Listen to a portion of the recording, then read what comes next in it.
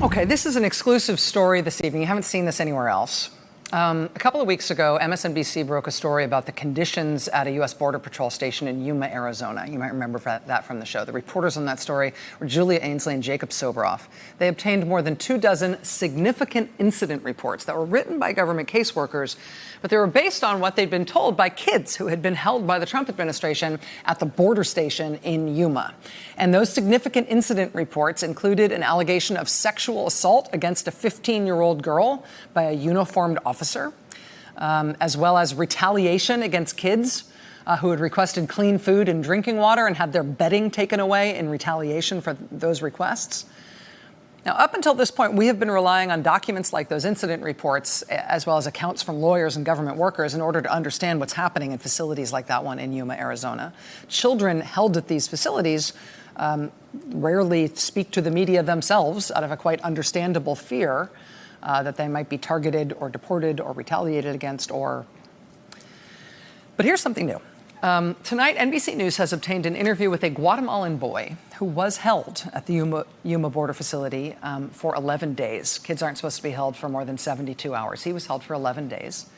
That boy's name is Abner. He's a teenager. He has agreed to describe what he went through at that border facility, but we have obscured his face to help him protect his identity. In this interview with NBC's Julia Ainsley, Abner describes being held in a cell that was so crowded, he was often forced to try to sleep standing up. This is the first time this has ever been broadcast. A veces nos tocaba que dormir así, nos tocaba que quedarnos toda la noche parada, sin dormir, y ahí aguantábamos sueño. A veces nos quedábamos sentados para que los más pequeñitos pudieran dormir, y ellos casi no aguantaban el sueño.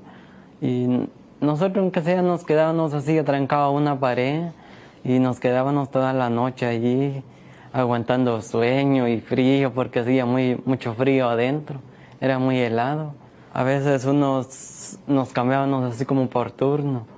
A veces unos se quedaban sentados, otros parados. Y como ahí habían baños así inodoros, a veces unos, en que sea donde cabíamos, en que sea debajo o encima de las paredes, en todo donde nos podíamos quedar ahí.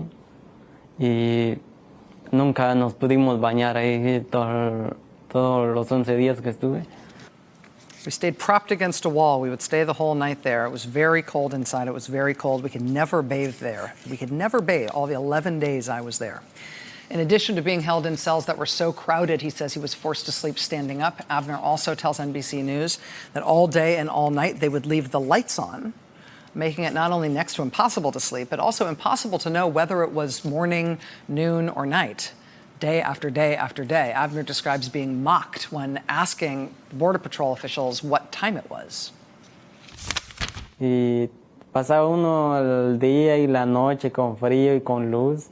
Uno no sabía qué horas eran, y a veces preguntábamos qué hora eran, pues, y nos decían, ¿acaso tienen alguna cita donde ir? Y se ponían ahí a regañarnos que por qué preguntábamos.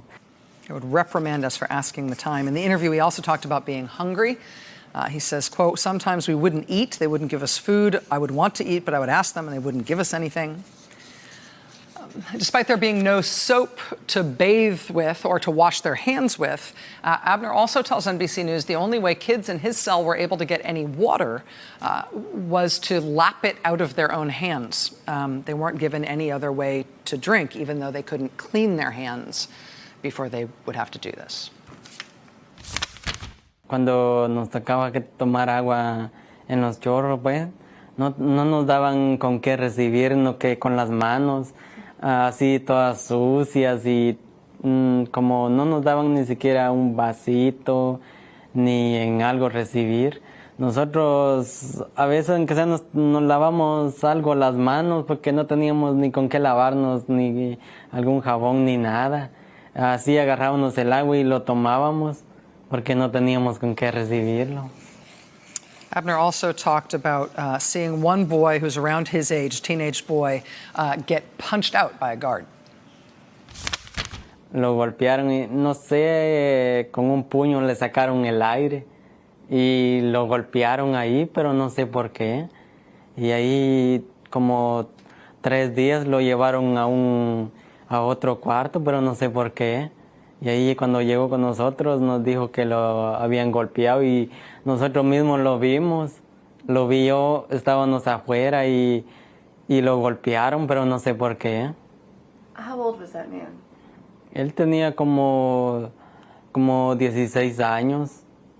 Oh. Sí, 16 años tenía. Late tonight, a Customs and Border Protection official released this statement to NBC News in response to this reporting.